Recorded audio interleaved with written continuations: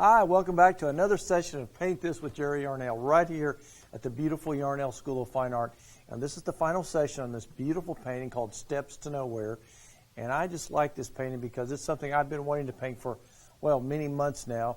I've got this beautiful photograph of this old steps going into some place. I don't know where they're going, so that's why it's called Steps to Nowhere. But it'll be somewhere for you. And so let's take a look at our reference material. Now, these are the two main photos that I'm using for the structure of the steps and kind of get my idea. This is the close-up one here, which we're mostly using, and then we have this one up here just to kind of look at some of the tree structure, kind of get a feel for the area. But it's just an old gray winter day, and I'm really not interested in that. So I decided to make this a beautiful fall scene with lots of layers of trees and other components to give you some instruction on how to do all kinds of things besides just that, what you saw there.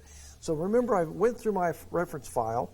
This is book number 55B. Out of all my books, most of you know I have a fabulous reference library.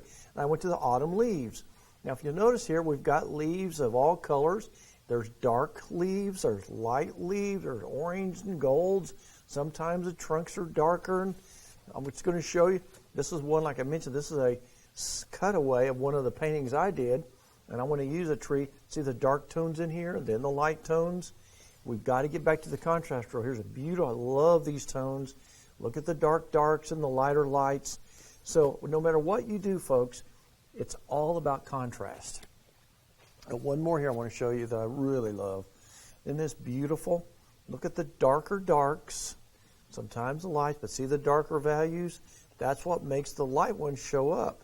So what I want to share with you, I've seen so many students walk into my studio with paintings they want me to critique, and there's a disconnect between what makes a painting work, and that is without contrast and value changes, your painting looks flat. So a lot of people ask me, how come my painting looks so flat?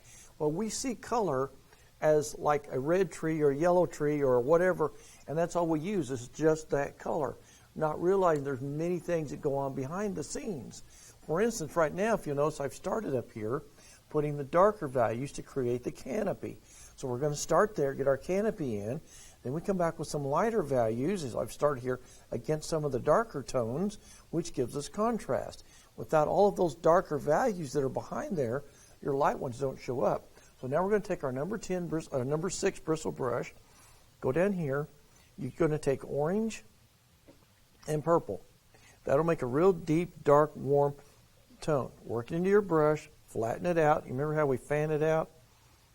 And you just come up here, and once again, just like last week when we were putting some of the gray ones in, tap it like this.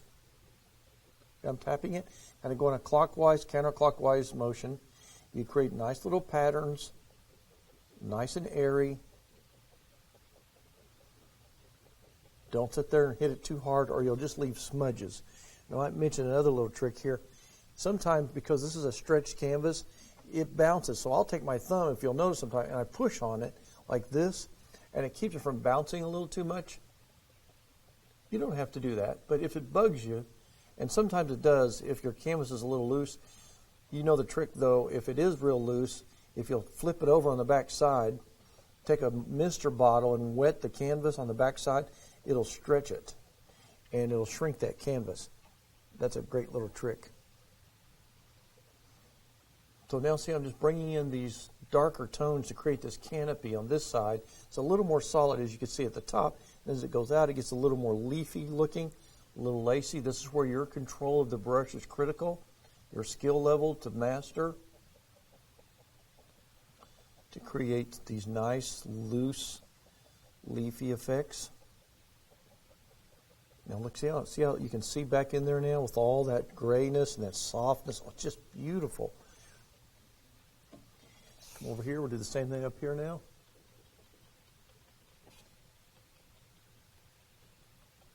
I want to connect up here.